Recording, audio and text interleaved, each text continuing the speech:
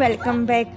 अगर आपने अभी तक मेरे चैनल को सब्सक्राइब नहीं किया तो चैनल को सब्सक्राइब करें और साथ ही बेल आइकन को भी क्लिक करें, जिससे मेरे आने वाली हर वीडियो की नोटिफिकेशन आपको मिल सके। और अभी तक आपने इस ड्रामे के पिछले पार्ट्स नहीं देखे तो लिंक डिस्क्रिप्शन और आई बटन में आपको मिल जाएंगे। तो चलिए आगे की कहानी पर नज़र डालते हैं। 단근형을 받고 출궁당한다면 जैसा कि आपने पिछले पार्ट में देखा था कि किंग जोंग सोंग ड्यू को उसके भाई के साथ देखकर जेलस हो जाता है और गुस्से से वहां से चला जाता है। उसके बाद सोंग ड्यूक लाइब्रेरी आती है। वहीं पर किंग जोंग भी होता है और सोंग ड्यूक को देखकर कहता है, क्या तुम मुझे यहाँ ढूंढने आई हो? सोंग ड्यूक उससे कहती है, आप यहाँ क्या कर रहे हो? बाहर हर कोई आपको ढूंढ रहा है। किंग जोंग गुस्से से कहता है, मैंने पूछा क्या तुम मुझे यहाँ ढूंढने आई हो? सोंग ड्यूक कहती है, नहीं, मैं यहाँ काम से आई थी और मैं नहीं जानती थी कि आप यहाँ होंगे। ये कहते ही वो किंग जोंग को देखती है जो कुछ सोच रहा होता है। सोंग ड्यूक उससे पूछती है, आप क्या सोच रहे हो? ये सुनते ही किंग जोंग उससे कहता है, मैं तुम्हारे बारे में सोच रहा हूँ। ये कहते ही वो सोंग ड्यूक के पास जाता है और उससे कहता है कि मुझे लगा कि मैं तुम्हें जानता हूँ, लेकिन पहली बार मुझे ये एहसास हुआ कि शायद मैं तुम्हें नहीं जानता। तो बताओ, क्या तुम मेरी हो? 넌 내 사람이냐? सोंग ड्यूक कहती है, हाँ, मैंने हमेशा आपकी हिफाजत करने की कसम खाई है। किंग जोंग कहता है, तो क्या तुम्हारा सब कुछ मेरा है? तुम्हारे ख्यालात, तुम्हारी मर्जी और तुम्हारा दिल, क्या ये सब मेरा है? जवाब दो। 대답해!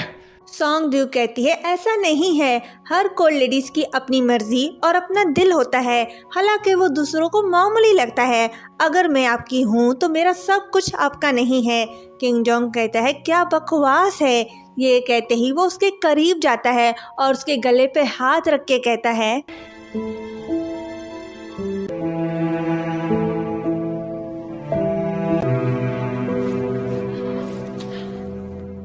पूरी तरह से मेरे फैसलों पर निर्भर हो। तुम्हारा सब कुछ मेरा है। तुम्हारा मरना भी मेरी मर्जी से और जीना भी मेरी मर्जी से है। तुम्हें ये बात कभी नहीं भूलनी चाहिए। ये कहते ही वो वहां से चला जाता है।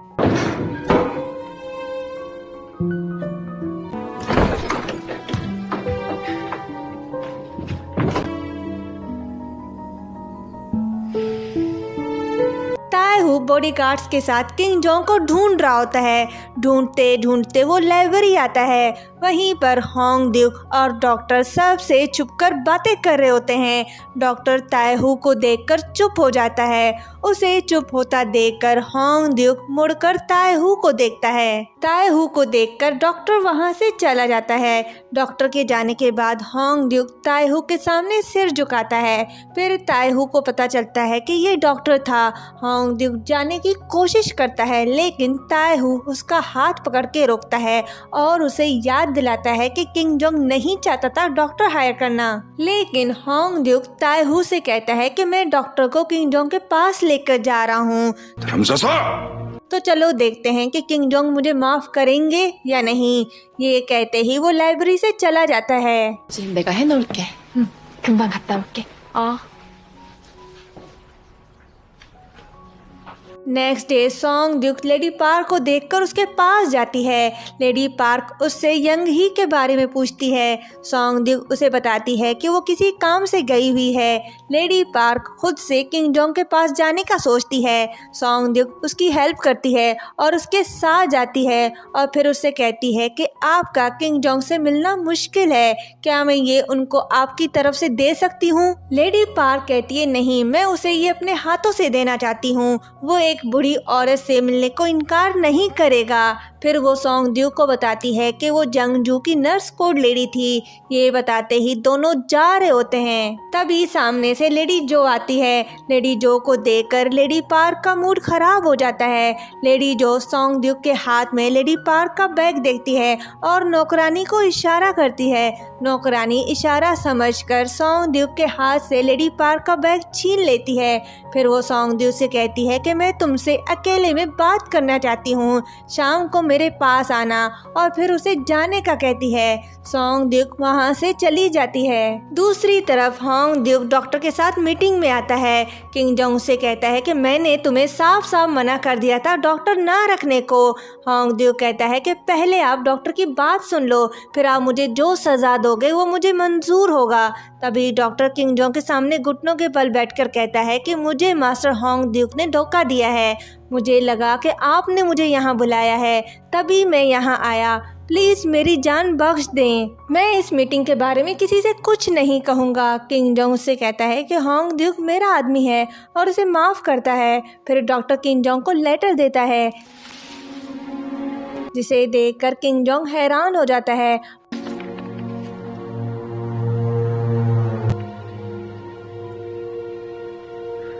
और उसे पता चलता है कि किंग यंगजू को डिमेंशिया है, यानी कि भूलने की बीमारी।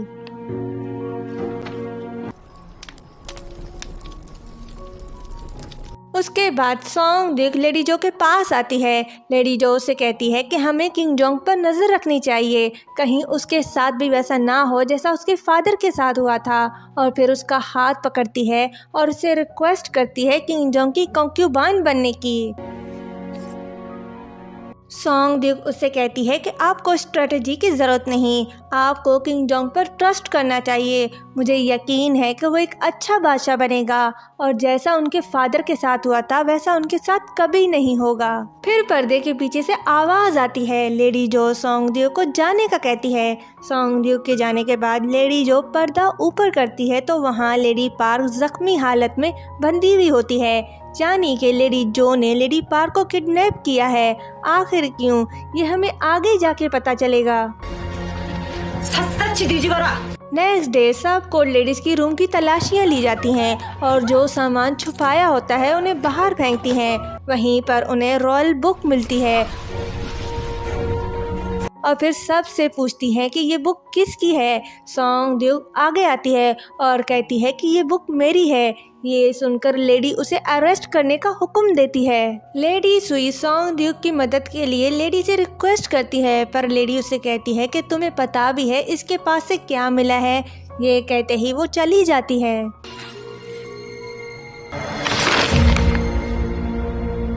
सॉन्ग ड्यूक क्वीन जंगसुन के सामने घुटनों के बल बैठी होती है।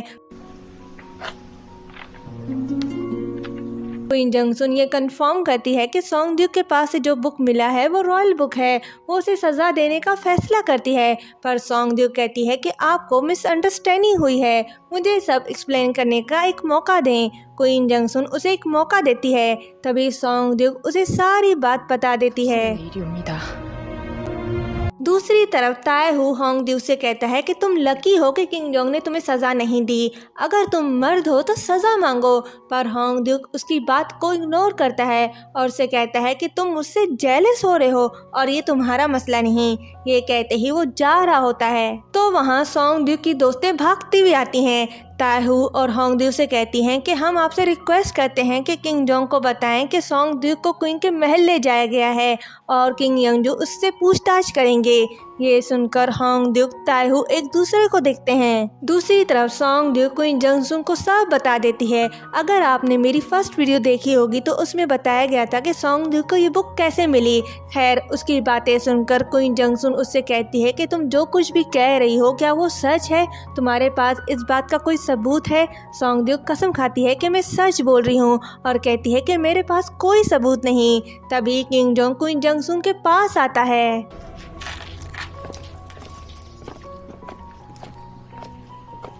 क्वीन जंगसुन उससे कहती है कि तुम्हें पता भी है तुम्हारी पर्सनल नौकरानी ने क्या किया है। किंग जोंग को सब पता होता है और वो सॉन्ग ड्यूक की तरफ से माफ़ी मांगता है। क्वीन जंगसुन कहती है कि सॉन्ग ड्यूक ने बताया कि उसे ये बुक किंग यंगजू ने गिफ्ट दिया था जब वो छोटी बच्ची थी। अब तुम बताओ, क्या बिना सबूत के इसकी बात पर यकीन करना चाहिए? किंग जोंग कहता है कि इस बात पर यकीन करना मुश्किल है। ये सुनकर सॉन्ग ड्यूक कहती है कि मैंने ये बुक चोरी नहीं की, बल्कि किंग यंगजू ने मुझे गिफ्ट दिया था लेडी योंग बिंग के जनाजे पर। ये सुनकर किंग जोंग उसकी तरफ देखता है। सॉन्ग ड्यूक कहती है कि किंग यंगजू इस बात के विटनेस हैं और रिक्वेस्ट करती है कि एक बार उनसे पूछ लेना चाहिए। 소인의 증인이 옵니다. क्वीन जंगसुन कहती है कि तुम एक मामूली नौकरानी हो तो तुम उनसे कैसे पूछ सकती हो। किंग डोंग क्वीन जंगसुन से पूछता है कि अगर किंग यंगजू को याद नहीं आया तो सोंगड्यूक के साथ क्या होगा। क्वीन जंगसुन उसे बताती है कि कानून के मुताबिक सोंगड्यूक को फांसी दी जाएगी। ये सुनकर किंग डोंग से रिक्वेस्ट करता है कि वो सोंगड्यूक को जलावतन कर दे। क्वीन जंगसुन सोंगड्यूक से पूछती है कि क्या तुम्हें ये सज़ा मंजूर है। सोंगड्यूक इस सज़ा के अगेंस्ट होती है और किंग यंगजू से मिलने की रिक्वेस्ट करती है और यहीं पर ये पार्ट एंड होता है। क्या सोंगड्यूक अपनी बेगुनाही साबित कर पाएगी? क्या किंग डोंग को पता चल पाएगा कि ये वही लड़की है जिससे वो बचपन में मिला था? ये सब जानने के लिए नेक्स्ट पार्ट का इंतज़ार करें। Thank you so much for watching and don't forget to subscribe.